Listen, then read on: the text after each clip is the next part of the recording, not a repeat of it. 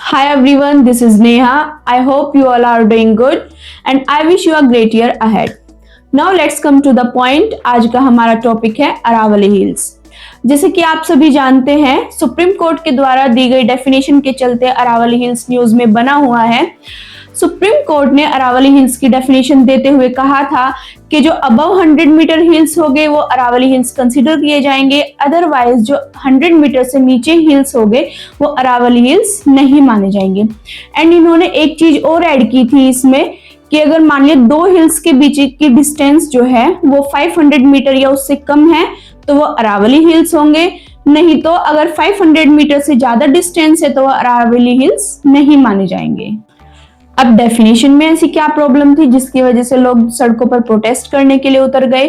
Number 1 mining. यहाँ पर mining के अच्छे सोर्सेज है तो इजीली माइनिंग हो सकती है। नंबर 2 कंस्ट्रक्शन अगर करेंगे तो हम यहाँ से ग्रीनरी को खोदेंगे और हमारी जो बायोडाइवर्सिटी है, बहुत सारे wild animals, birds and grasses, forest जो है हम उनको खोदेंगे, क्योंकि ये अरावली हिल्स में नहीं कंसिडर किया जाएगा तो इसको प्रोटेक्शन प्रोवाइड नहीं होगी।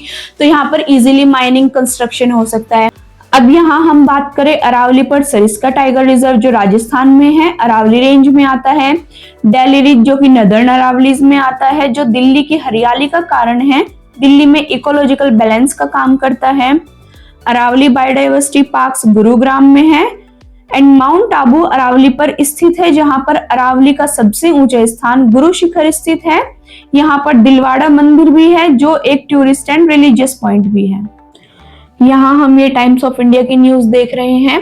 Why is 2 billion year old mountain range is in news and the reason it is most crucial for North India?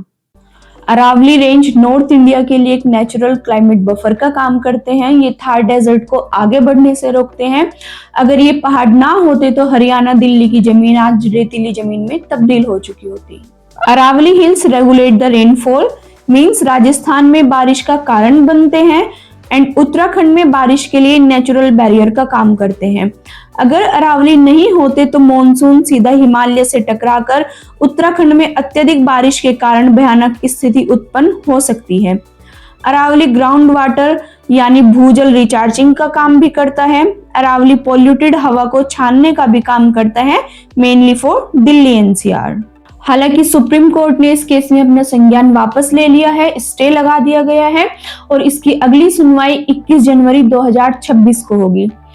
अब हम अरावली की बात करें तो अरावली 4 राज्यों में फैला हुआ है, गुजरात, हरियाणा, राजस्थान, दिल्ली। अब अरावली को दिल्ली पॉल्यूशन के साथ भी जोड़ा जा रहा है। बताया जा रहा है कि जो दिल्ली की स्ट्रक्चर है 3 तरफ से पहाड़ों से घिरी हुई है, जिसकी वजह से दूषित हवा बाहर नहीं निकल पा रही है और कहा जा रहा है कि अगर अरावली ना होते तो दिल्ली का पॉल्यूशन ना होता, बल्कि इसके विपरीत अगर अरावली ना होती तो दिल्ली पॉल्यूशन की हालत बद से बदतर हो सकती थी, क्योंकि अरावली पर पेड़ पौधे होने के कारण ये दूषित हवा को फिल्टर करता है और इकोलॉजिकल बैलेंस को बनाकर रखता है। Some more facts about Aravalli hills. Aravalli hills सबसे पुराने फोल्डेड माउंटेन्स हैं, मीन्स ये हिमालय से भी पुराने टाइम के हैं और अब ये रेजिडुअल माउंटेन्स की फॉर्म में बचे हुए हैं। 1975 से 8% अरावली हिल्स खत्म हो चुके हैं और अगर ऐसा ही रहा तो 2059 तक हम 22% अरावली खो देंगे। और अब एक कंट्रोवर्सी ये भी है कि अरावली हिल्स की जो हाइट हम 100 मीटर ले रहे हैं वो समुद्र तल से मापनी है या फिर नजदीकी समतल जमीन से। अगर नजदीकी समतल जमीन से हम मापते हैं तो हम 90% अरावली हिल्स खो देंगे, बिकॉज वो डेफिनेशन के पैमाने में फिट नहीं बैठेंगे। गवर्नमेंट ने Indian council of forest research and education को कहा है कि एक सर्वे होगा ताकि कोई इलीगल माइनिंग ना हो। Now let's see what will be the decision on 21st of January 2026. Thank you.